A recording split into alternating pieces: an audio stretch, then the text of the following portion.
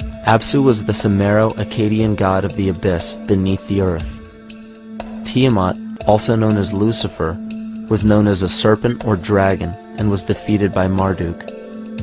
Marduk was the father of Nebo or Mercury, and Mercury is the same mythological character as the Zoroastrian Mithra, the Egyptian Hermes Anubis, and the Gnostic Hermes Christos. The most recent version of Mercury, however, is the archangel Michael in the Bible, who defeated Lucifer and sent him to the abyss of the earth, or hell. This story is steeped in astrological significance in the Bible and in many other ancient scriptures. This leads to an event in history that is recorded by many researchers regarding the cosmic upheaval and historic deluge. William Commonus Beaumont states, "The flood immortalizes the collision of a fallen planet, later termed Satan, actually a cometary body with our Earth." Consider what this reveals. He postulates that a planet, later termed Satan, fell to the earth, creating the flood we see recorded in the Bible and other myths. Lucifer, or Tiamat, was a planet known to ancient cultures as the Glistening One, the dragon of chaotic salt waters. The light from the sun illuminated this planet's water, which gave it a glow that rivaled the sun's own light, which is where we hear about Lucifer rivaling the Lord. The Lord in this case being the sun, which sustains and gives warmth to the earth. The planet Tiamat, or Lucifer, was destroyed by a cataclysmic event that hurled the watery planet to the abyss of the earth. In the book of Enoch, it reveals, "And behold, a star fell from heaven, and when it fell to earth, I saw how the earth was swallowed up in a great abyss." The myth of the Ute Indians states, "The sun was shivered into 1,000 fragments, which fell to earth, causing a general conflagration. Then Tawats fled before the destruction he had wrought, and as he fled, the burning earth consumed his feet, legs, body, hands, and arms, until at last, swollen with heat, the eyes of the god burst and tears gushed forth in a flood which spread over the earth, extinguishing the fire." This myth resembles the translation of the Enuma Elish by Stephanie Daly in her book Myth from Mesopotamia, which explains that Tiamat's eyes became the source of the Tigris and Euphrates rivers. As written in the book of Revelations, "And there was a war in heaven. Michael and his angels fought against the dragon, and the dragon and his angels fought back. The great dragon was hurled down, that ancient serpent called the devil, or Satan, who leads the whole world astray. He was hurled to the earth." The Roman mythology of Ovid gives the story of Phaeton, which happens to be another name given to the watery planet Lucifer, or Tiamat.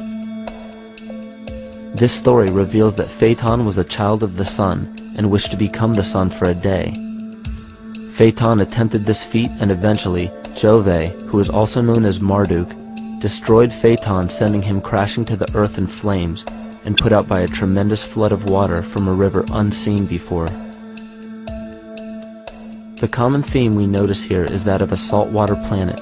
The great dragon, Lucifer, Tiamat, or Phaeton, was defeated and fell to the earth, and now dwells in the abyss known as hell, giving us the outline of the story of Lucifer rising up against the Lord and being defeated and banished to rule the underworld. As we know, however, an outline is but a shell of a story. The inner meaning, the spirit of the myth, comes with a deeper understanding of the essence of each planet, not just the physical planet, but the conscious core, because we know now that the proportions and velocity of a planet gives them their own characteristic frequencies, which govern biological and behavioral patterns. These planets reflect the archetypal psychology of man. In ancient times, probably the most important field of research was the study of the heavens. Galactic bodies and their movement through the sky were known to be symbolic of the inner faculties within human consciousness. Within all organisms, outdated science has only explained the physical world measured by our five senses. Only in esoteric religions, mysticism, and quantum fields of science are we to find any attempt at explaining where thoughts and emotions fit into the sense-perceptible world. We also understand now that humanity is a community of cells within the organism of the Earth. The Earth, therefore, is a higher organism that shapes our form and function.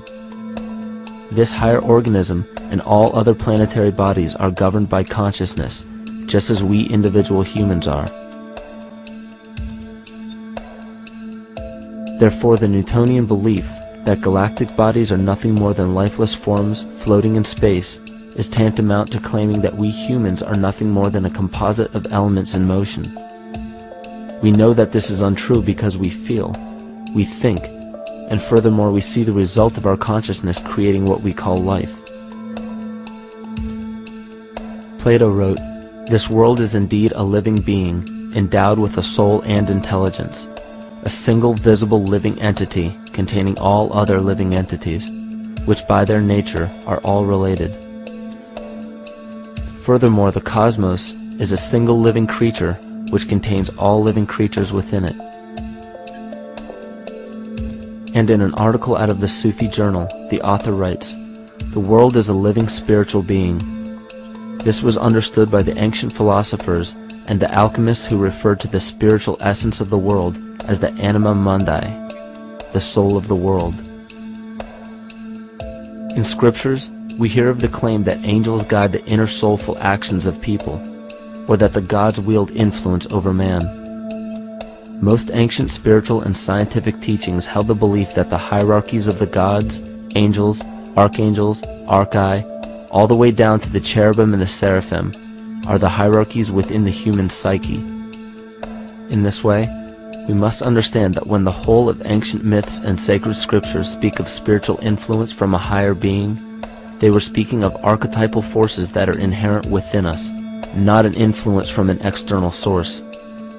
This is where we begin to see the relevance of astrology as an ancient form of science that resurfaced in the 19th and 20th centuries under the name of psychology. Friedrich Nietzsche even stated, "As long as you still experience the stars as something above you, you still lack a viewpoint of knowledge." This is astropsychology and maps the inner faculties of the psyche. In pre-Christian times, there were schools known today as the mystery schools or the mystery religions. The messages encoded in the scriptures and ancient archaeology came from adepts of spiritual science. The intent was to teach the initiates the deeper meaning of these myths. What became later termed as Lucifer, Satan, or the devil was representative of the ego which rivals the Lord, the representative of the self. The true self is the epicenter of a person's entire being. It is the total sum of everything that we are. The false ego, on the other hand, is the idea and concept we create about ourselves in the course of our lives, which typically excludes any qualities we don't wish to accept about ourselves. However, humanity has been endowed with the freedom to choose either to obey the true self or to give in to the temptation of the vanity and materialism of the false ego. This is the most notable trait that separates man from animal: our freedom of choice, the choice to follow our concepts and ideals or our natural impulses, the choice to sustain nature or to destroy it. This freedom of choice weighs on the fate of the entire organism that we call humanity. Cancer begins with a group of cells within a community that fail to communicate with the conscious signal of the organism. Those cells begin to grow out of control and spread to other areas of the organism. This very disease is evident in our world today. The cancer upon our earth is the domination of our false ego and our divorce from nature. Collectively, among every human, the cancer upon our earth is the domination of our false ego and our divorce from nature. Collectively, among every human, vanity leads to segregation and competition. Competition leads to fear and greed. Greed leads to deceit and immorality.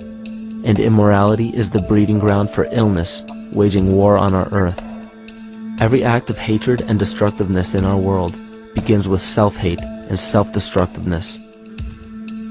And it all begins with a breakdown in communication